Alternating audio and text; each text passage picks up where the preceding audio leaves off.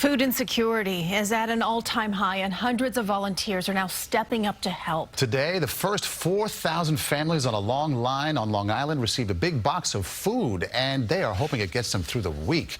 CBS 2's Jennifer McLogan reports from Uniondale.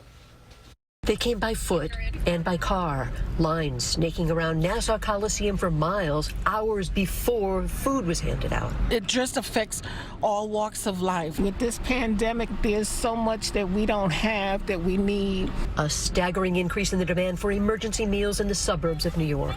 The epidemic of food insecurity is more than quadrupled since the beginning of the year here. Kicking off what I am told is the largest food distribution in New York State history. 40% of people who are utilizing food banks are new. 40% of the people in line have never before asked for help.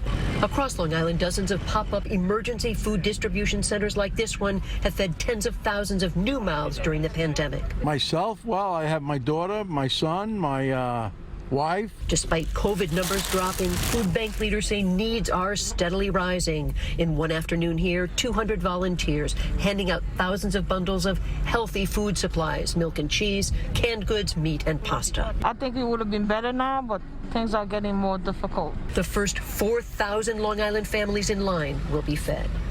This year, right now, in this moment in time, we are distributing well over 1.5 million more meals than we did the same time last year.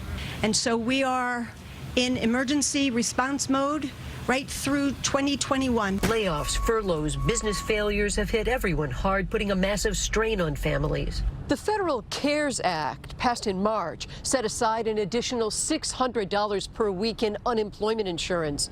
That boost is due to dry up at the end of this month. And Nassau County, for one, recently saw a 125% surge in SNAP applications, supplemental nutrition assistance. There is a silver lining. Grants are coming in. Corporate and private donations are going up. Americans reaching out to help their struggling neighbors. On Long Island, Jennifer McLogan, CBS 2 News.